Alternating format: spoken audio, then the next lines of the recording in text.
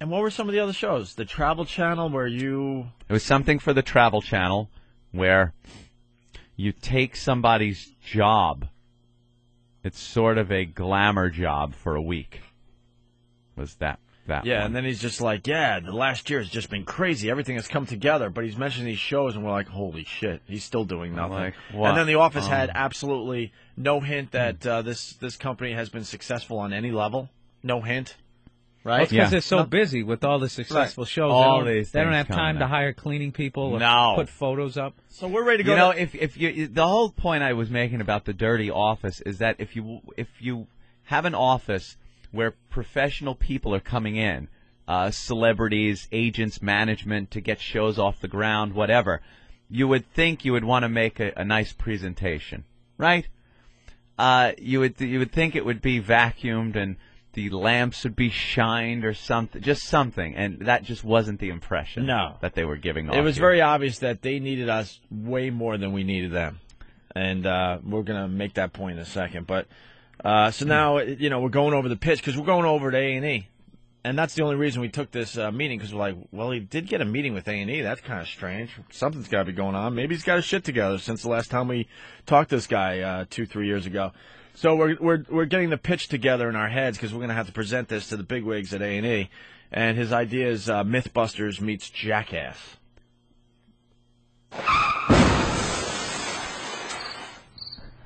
Good Lord.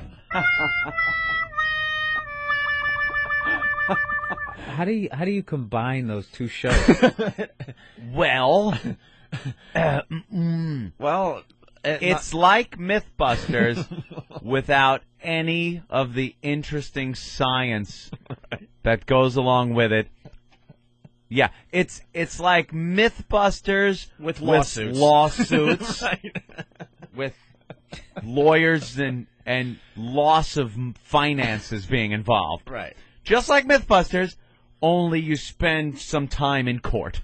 Also defending yourself. What myths were you guys going to bust? What was like the Well, example? that's a good question, Bill, because, basically the pitch of the show is like, you're a bunch of guys and you always wondered things like, I wonder how it would be to, like, ram a car into an above-ground pool, let's say. Right. What would that be like? What would that be like? But see, now that we have a TV show, we could see how that's like. Now we can all get and together. we do it. Me, Opie, Jimmy, Bill, you're cordially invited. Can I sit in that day?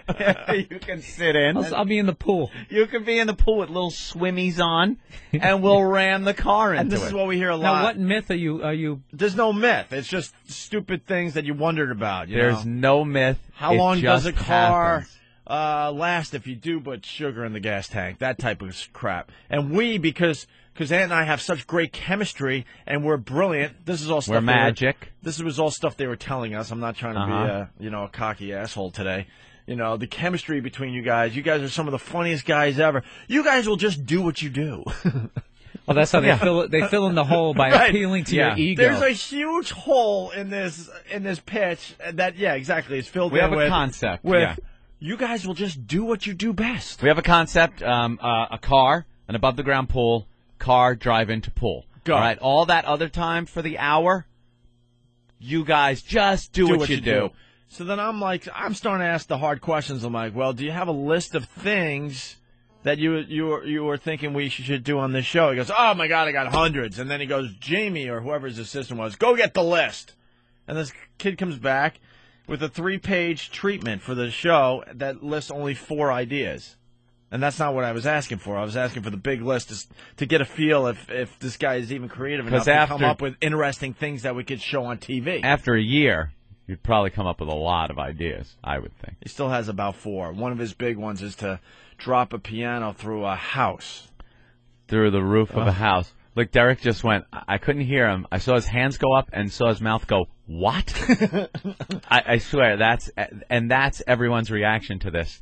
Including the fine folks at A&E. That's going to be one of those shows where they like the whole half hour before they drop the piano into the house, they just keep raising it up. Yeah. Now, what do you think's going to be happening here? That's a pretty heavy piano, Opie. What about that? I mean, it's funny. I can't even come up with anything funny about it. It's so fucking awful. And that is what the people at A&E were picking up on. I have to find this one. Just keep talking, Ant, about whatever. All right. Well, we meet with them at their offices, their dirty offices, and Please then save the limo for me. Well, that's where I was going. I know. We're ready to go to the big A&E meeting. I just got to find this one. We email. all head downstairs and hold on before you head downstairs. And all right. Well, now I'm stuck in the stairwell.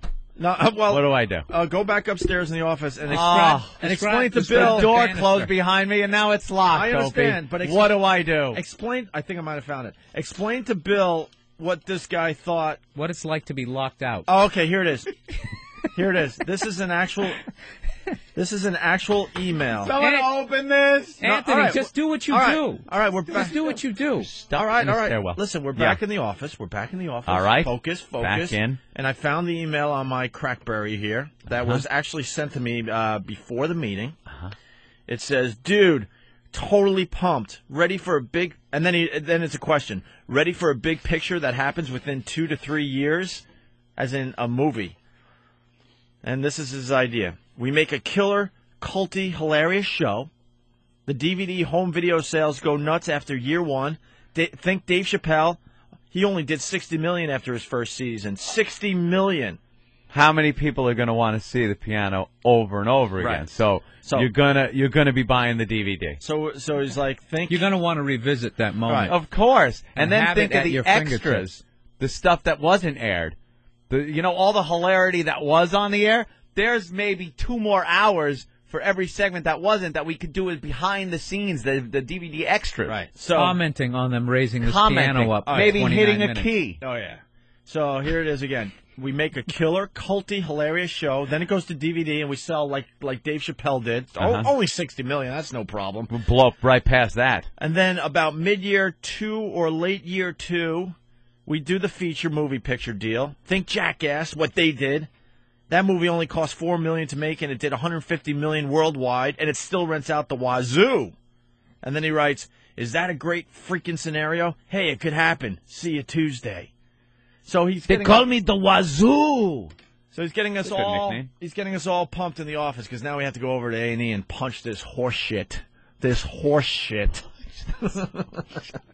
Because now we're stuck, and I'm thinking I'm like, we're missing something here. He got a meeting with A&E. This guy has no business getting meetings with A&E. Okay? That's horrendous. In my opinion, right? Oh yeah. That whole BlackBerry thing. I mean, you're just predicting like success. Okay, we make a movie, right? Yeah. And it's so fucking huge that we make another one, and then another one after that. Like the Back to the Future trilogy. Right. Well, Isn't that amazing? There's no idea there. No, I see us doing all 3 at once to Try save money, out. like Lord of the Rings. We will do all 3 of them at the same time, thus saving money, and then just making. I'm seeing gazillions of dollars, if I may use gazillions. Picture this scenario. You're playing wiffle ball in Central Park. A member of the Yankee organization's walking by. They need a first baseman. Just go with me on this what one. this is. Then you sign with them. You make zillions of dollars. You're Right. fucking Jessica Alba. Right. We get endorsement deals now. We go for the sneaker endorsements. Could happen. See Everything. it too. Now you're having trouble with steroids. But we get you off of that. And it works out as a positive.